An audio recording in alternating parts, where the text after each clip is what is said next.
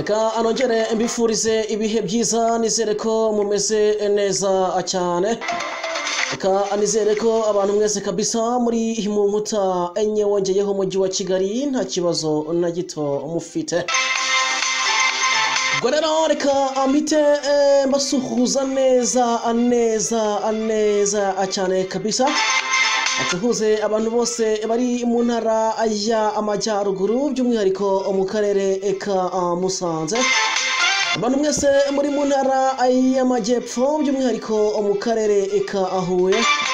Abantu muri mu ntara y'uburengerazuba by'umwihariko mu karere ka Rubavu na Nyabihu. Abantu muri mu ntara y'uburasirazuba by'umwihariko mu karere ka Nyagatare. Namwe mwese kabisa muri mu mujyi wa Kigali, Nyarugenge, Kicukiro na Gasabo. Mwese reka angende mbaha ikaze muri rusange intara ya gatandatu. Nta yindi ni intara y'aba diaspora kabisa, abantu muri Canada, Leta Zunze Ubumwe za Amerika, Ubufaransa n'Ubwongereza.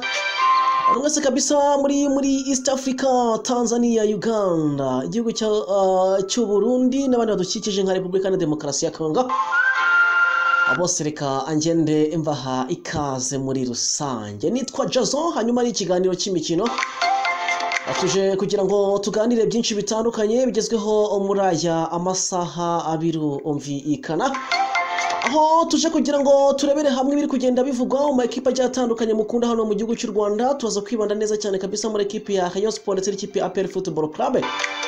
Ni igapapu ikomeye cyane kabisa igiye gukorwa hagati y'aya ekipe yombi y'abakeba. Uraza kumenya uko bimeze, aho unamenye esi gapapu ishingiye kuki yatangite ese bimeze bite. Ekipe ya APR Football Club igiye gupapura Rayon Sports abakinnyi bagera kuri 2. Uraza kumenya ngo ni bande. Nyuma uze no kumenya ibiri kuvugwa neza cyane muri aya ekipe bitandukanye na transferi muri rusange. Nabaze kubikubwira neza, nitwa Jason, bitumwa bwanyu ngenda mbusuma gake kabisa, ngenda anyuzamo amaso ndebe uko bimeze. Nimero yacu ya telefone ni 0788442292. Ngaha kabisa tugenda atwungurana ibitekerezo tumumenyamo muri rusange.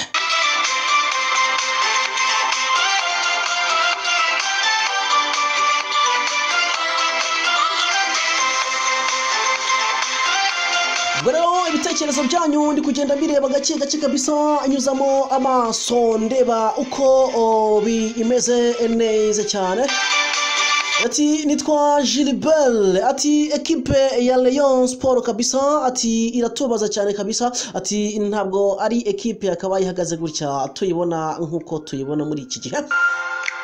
Mwita Gilbert niko agenda abibona neza cyane. Ati nitwa Desire, ati kabisa, ati mwadufashije mukatubwira abakinnyi Rayon Sports ishaka kugura ako tubona ekipe ifite ubu ngubu yamaze gusaza.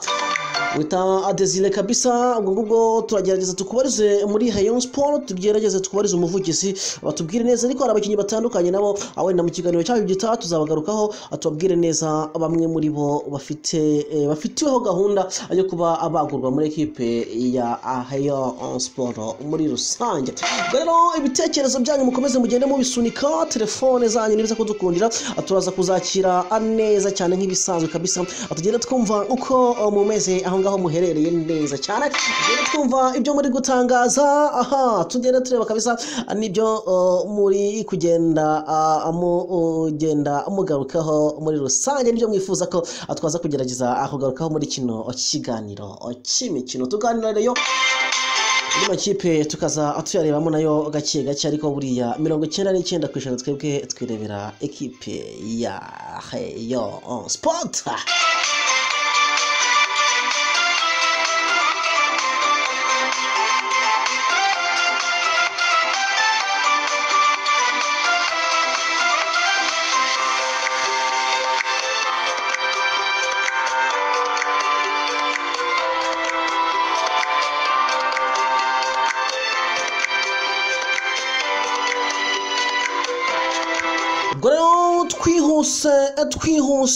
twihuse neza cyane kabisa.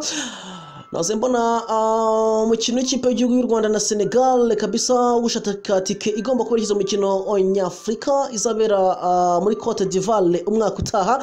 Umukino no uzaba tariki ya 7 z'ukwezi kwa gatandatu 2022. Abantu benshi bakomeje kugenda bawugarukaho, ndabona muri comment zanyu kabisa mugenda batubwira ati ese ikipe y'igihugu y'u Rwanda kucyumuteye garuka ngo mutubwire, kandi ariyo dusa naho turimo gukurikirana muri iyi minsi, cyane ko imikino ya championnat ndetse n'indi ma competition agiye atandukanye asa naho yahagaze hano mu Rwanda. Ikintu navuga nuko ikipe y'igihugu y'u Rwanda Amavubi rero ifite umukino n'ikipe y'igihugu ya Senegal tariki 7 z'ukwezi gutaha kwa gatandatu. Ari umukino uzabera kuri stade ya Huye ku isaha ya 3 z'ijoro kabisa. Umukino navuga ko uzaba utoroshye, ariko ano mukino muzakurikirana live hanga kabisa, birumvikana kuri YouTube channel ya acu kabisa. Ubwo rero ku isaha ya 3 abantu bazabishoboye kabisa tujya kwirebera Sadio Mane kabisa. Rero icyo twavuga kuri ekipe y'igihugu y'u Rwanda Amavubi ku munsi watangiye umwiherero igenda irebera hamwe kabisa uko yakwitegura iyo mikino. Rero nagiye mbona ntago abakinnyi bose bahamagawe abona ko rwose bose bari bahari bameze neza. Navuga ko nta kibazo bari bafite, cyangwa se bari bameze neza kabisa, ubona ko bahari kandi ibatuje kabisa. Ubwo rero hari abantu benshi cyane kabisa, ubona ko bari kugenda bambwira bati ese urutonde rw'Amavubi bahamagaye warudusubiriramo ko tutarwibuka neza cyane, tukumva abakinnyi bahamagawe, ariko tukagerageza no gutanga comment kubera ko hari abo tutakibuka bahamagawe kugira ngo tubashe kugira icyo tubaganiraho muri rusange. Ubwo rero birumvikana ibitekerezo byanyu ni nk'itegeko, kubera ko nicyo kiba cyatuzanye hano muri studio muri rusange. Niyo mpamvu tudashobora kwenza ingohe ibyo muba mwasabye, cyangwa se tudashobora kwirengagiza ibitekerezo byanyu muri rusange. Ibitekerezo cyanyu byanga byakunda akiba ari itegeko ahangaha, ntabwo rero tuba dufite uburenganzira na buke bwo kuba twakirenza ingohe muri rusange. Mbere uko ninjiye muri yo gapopu neza, abakinnyi babiri kabisa ekipe ya PRFC isa nkaho yamaze gupopura ekipe ya Rayon Sport. Amanze ninjiye gatoya kabisa muri abo bakinnyi bagera kuri 28 bahamagawe muri ekipe y'igihugu y'u Rwanda Amavubi kabisa, bakabatangira umwiherero ku munsi w'ejo. Anavuga ko ari umwiherero usa naho ufite akina kwita akarandriye itandukanye n'indi myiherero yabanje. Rero umunyezamu bahamagaye abazamu bagera kuri 3, harimo Ntwari Fiacre, akamo Kimenyi Yves ndetse n'uwitwa Olivier Kwizera. Hanyuma umutima bakina inyuma cyangwa se ba defenders, harimo uwitwa Emmanuel Manishimwe bakunze kwita Mangwende, harimo Ombolenga Fitina, harimo Aimable Nsabimana, harimo Niyomugabo Claude, akamo Ndayishimiye Thierry, harimo Manzi Thierry, akamo Ishimwe Christian, harimo Mutsinzi Ange Jimmy, harimo uwitwa Selumugo Ar, harimo uwitwa Aburegiya Prince, harimo uwitwa Nisaika Sahamo ndetse n'uwitwa Nigena Clement. Hanyuma hagati mu kibuga cyangwa se aho bita ba midfielders kabisa, harimo uwitwa Nishimwe akaza uwitwa Jihad Bizimana, harimo Bonner Mugisha, harimo Jean Bosco Ruboneka, harimo York Lafayette, harimo Imanishimwe Jabert ndetse n'uwitwa Muhila Kave. Hanyuma rero mu bataka bahamagaye abataka bagira kuri 6. Marabataka kabisa, harimo uwitwa Ndayishimiye Dominique, hakaza Mugunga Yves, harimo Usengimana Dani, harimo Medi Kajyahe, harimo Hakizimana Muhajir, harimo uwitwa Byiringiro Lage, umutoza mwita Carlos Alors Feller.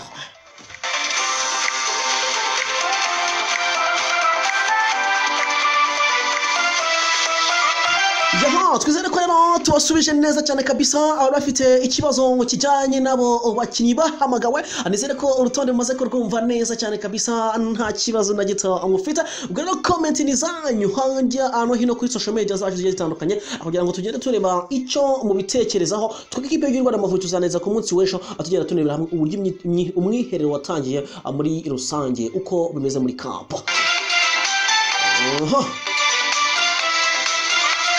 Yepa Ubwo reka twihute neza cyane kabisa, twihute.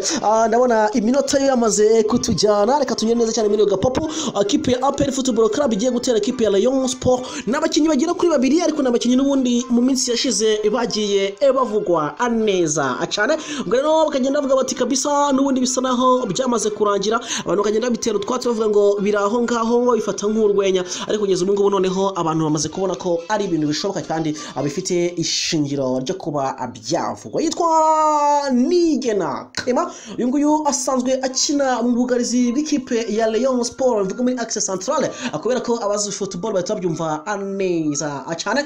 Ubwo rero uyu nguyu mu minsi yashize nibwo abantu benshi cyane kabisa bagiye batangaza ko hari amakuru avuga ko uyu nguyu Nigena Clement yamaze kumvikana na ekipe ya APR Football Club, ndetse ngo akaba yaramaze kuvugana byose, agisigaye uko umwaka afite muri ekipe ya Rayon Sport, cyangwa se uyu mwaka w'imikino urangira, ubundi agahita aterekaho umukono muri ekipe y'ingabo z'igihugu APR Football Club. Ariko ugiye ukabaza nyir'ubwite we akubwira ko rwose ayo makuru asa naho ari rumors cyangwa se ari ibihuha, kuko ngo ibyo ntibyigeze biba, ntago byigeze biba rwose. Akubwira ko ngwe nta bijyanye n'ibiganiro yajyanye na ekipe ya APR, ahubwo ngo ibyo ngibyo nababyumva nkuko undi wese yabyumva.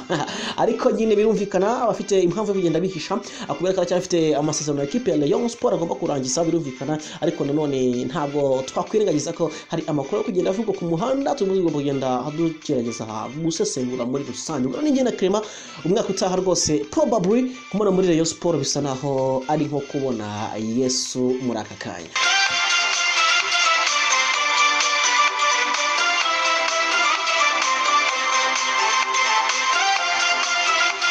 Undi mukinnyi rero uri kuvugwa mu buryo abantu benshi batari kwemera neza, bamwita Kwizera Olivier aka Gishweka. Yego ni mubi cyane kabisa. Rero amakuru ahari nabonye yagiye mu mwiherero afite icyo nakwita cyangwa ngo yambaye neza kabisa. Nabibonye nanjye ndavuga ni A1 kabisa, iwantu ni wanine, yambaye neza cyane kabisa. Ubwo rero igihari nuko Kwizera Olivier, nubwo abantu bavuga ngo nta discipline, ngo ntabwo ajya muri equipe ya APR Football Club, ariko amakuru ahari kandi ayizewe nuko uyu muhungu kabisa afite gahunda yo gusohoka muri equipe ya Rayon Sport. Ngo amakipe ari kugenda mushaka cyane amakipe yo hanze, ariko nanone ngo equipe ya APR Football Club nayo ifitemo intambwe yo kuba yamwe egukana mu gihe cyose baba bamaze kumvikana ku byo Olivier yifuza.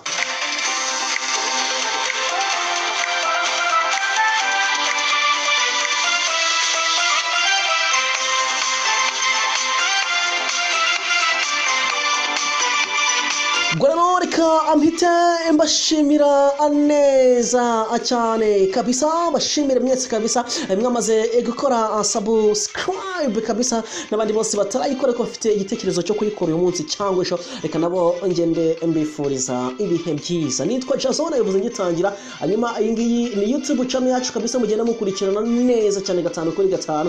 Ubwo niba utarakora subscribe ukaba dukurikiye muri aka kanya, manuka ngo hasa n'umutuku gatoya, aho hantu hasa n'umutuku uhakande, hanyuma ukande no kucyo yuta notification, cyangwa se ukande kunzogera, ubundi ibintu byose ujye ubibona neza kabisa. Agenda aganira natwe, agenda atangaza uburyo kabisa yishimiye kuza muri equipe ya Rayon Sport. Uraza kumenya ngo interview twayikuye ko nagaragiye Kigali, ntabwo Kigali ntabwo aragiye Kigali, ariko byose byararangiye ko nabanga ryarabyoroheje, ariko twebwe hari ubyo twakoresheje, hanyuma tujyana ikiganiro cy'umunota n'amasegonda 30. Ubwo rero uraza kumenya icyo yatangaje anicyo yifuza muri equipe ya Rayon Sport muri rusange.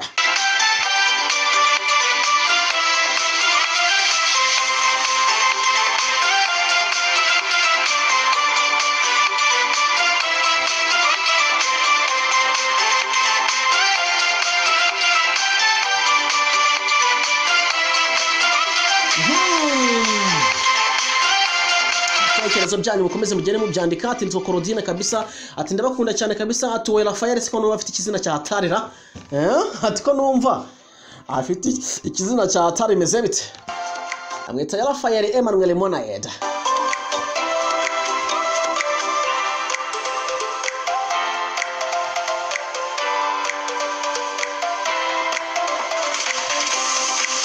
uyu ati nitwa ati nitwa Aristide kabisa, ati ndabakurikiye neza cyane kabisa, ati twishimiye kumva Rayon Sport yacu iri gusinyisha ibikora nkota nk'ibyo ngibyo, ati Imana ikomeze idufashe. Rayon Sport nta kundi itabisinyisha kuko umwaka w'imikino ushize bisa naho biri kwanga cyangwa se byamaze kwanga, ubwo rero birumvikana ifite rezo, ifite impamvu mfite impamvu kabisa zo kuba yagerageza kuba ya sinyisha ibikora nkota kabisa, cyangwa se yakora akazi kenshi cyane kabisa kugira ngo irebe ko hari impinduka zaba birumvikana muri iyi equipe. Umwaka utaha tukazabona Rayon Sport itandukanye niyo twabonye uyu mwaka, kuko mbona baravuga ati Pakistan bakabaye baramwirukanye ngo sidi ikintu gikora ngaha. Birumvikana rero ni ibintu bigenda bivugwa cyane ukurikije umusaruro nyine uhari, abantu baba batishimiye muri rusange. Ubwo rero kuba wenda bavuga gutyo birumvikana bafite wenda raison cyangwa se bafite ishingiro, ariko ubuyobozi bwa Rayon Sport ubona ko ari ubuyobozi bufite plan nziza yo gutegura gake gake bagategura ikipe ya Rayon Sport kugira ngo umwaka utaha barebe ko byazagenda neza. Ubwo rero uyu Raphael Emmanuel Monayet kabisa, uyu nguyu aturuka mu gihugu cya Nigeria, afite imyaka 29, metero 1 na santimetero 81 kabisa. Umupira w'amaguru yawize mu ishuri ry'umupira w'amaguru kabisa Nigeria Nihal kabisa hariya mu gihugu cya Nigeria kabisa. Ubwo rero uyu nguyu yakinnye amakipe agiye atandukanye, wenda nabona ari menshi cyane. Ayingenzi twanyuramo harimo ikipe yitwa IFS kabisa, IFS irizinara muri Cameroon kabisa. Akinnye mu gihugu cya Afrika y'Epfo, akina mu gihugu cya Cote d'Ivoire, akina mu iwabo muri Nigeria. Ubu ngubu rero akaba yari gukina mu cyiciro cya kabiri hariya mu gihugu cy'Ububirigi neza cyane. Ni icyiciro cya kane mubabarire, icyiciro cya kane hariya mu gihugu cy'Ububirigi. Akaba rero ari Raphael Emmanuel Monayet. Abantu kumbaza ngo Amavubi bimeze bite mu kanya gatoya. Ubwo rero interview ya Raphael Emmanuel Monayet mu kanya gatoya turaza kwinyuramo neza, uyumve neza, awumve ibyo agenda atangaza, wumve icyo agenda avuga, abona ko rwose ari rutaha izamu w'umutse umeze neza. Ngira ngo amafoto mugenda muyabona ameze bon kabisa, ameze fresh, ntago umuntu yabako rwose ari umwataka utarakoze umwitozo. Reka rero dusabe DJ Theo ku buhanga bw'ibyuma dushyire mu interview twagiranye na Raphael Emmanuel Monayet. Raphael Emmanuel Monayet kabisa, reka twumve interview ye hanyuma tugaruka mu kanya. Merci beaucoup. Je rentre ici la région. Je suis vraiment capable pour atteindre ici au Rwanda.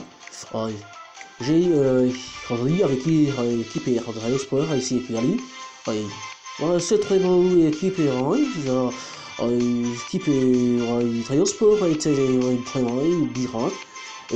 Je pense je ne connais pas toute l'équipe du Rwanda, mais je pense que le sport est bon pour comparer avec leur équipe. C'est pourquoi je suis là, c'est pourquoi je suis avec les consignes de ma région, avec les consignes de mes équipes, avec les consignes de mes frères. Mais je suis prêt pour travailler bien aux équipes de Rayon Sport. Je suis prêt quand même, je suis capable pour obtenir les buts au Rwanda, parce que je suis vraiment capable pour jouer. Merci.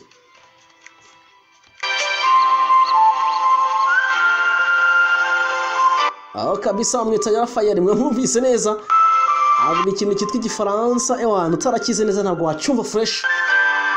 Agenda avuga ati kabisa njyewe ndumva niteguye neza, akoze Kigali. Ikipe ya Sport ni ikipe nini, ntabwo nzama ikipe menshi hano mu Rwanda, yo mu Rwanda, ariko ikipe ya Sport ni iri hejuru mu ikipe ya Kigali. Ati rero niteguye kuza nkatsinda ibitego kubera ko niyumvamo ubushobozi. Ati kandi inshuti zangiriye inama azimbwira ko ikipe ya Sport nta kibazo nakina neza. Ubwo rero n'umwagenti wanjye tutirengagije ako ari we usa naho wangiriye inama mbere na mbere, ati nawe twabyumvikanye batije gutsinda ibitego mu Rwanda, ibyo mubimenye. ati haha ati nje gutsinze ko mu Rwanda mumenye rwose ati kandi niteguye kuzabereka abareyo ati ko Rayon Sport ikipe nziza. Raphael Emmanuel kabisa Monayede agenda avuga urufaransa rwinshi kabisa, umva ko kabisa ari tayari kuza muri Rayon Sport.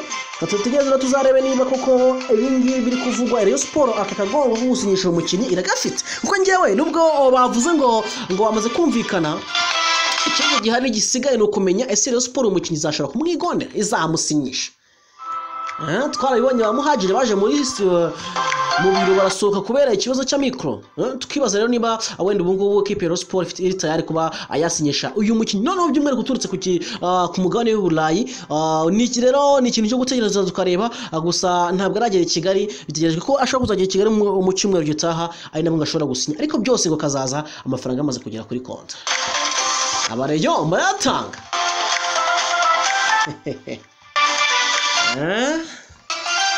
Abareyo mutubwire kabisa twumve neza interview ya Raphael Monayede Emmanuel mwayikurikiye nyine mwumvise ibyo tangaje cyane natwe twarenzaho. Doreka mitemba shimira neza cyane kabisa, nihuse cyane kabisa. Nshimira abantu mwese gura subscribe, nshimira mwese kabisa mugire mudukurikirana, nshimire ibitekerezo byanyu mugire mutanga n'umwanya wanyu mugire mutanga kabisa. Nizere ko kabisa mugenda muryoherwa mwenshi kino kiganiro. Rero nitwa Jason, tusubire ku munsi w'ejo.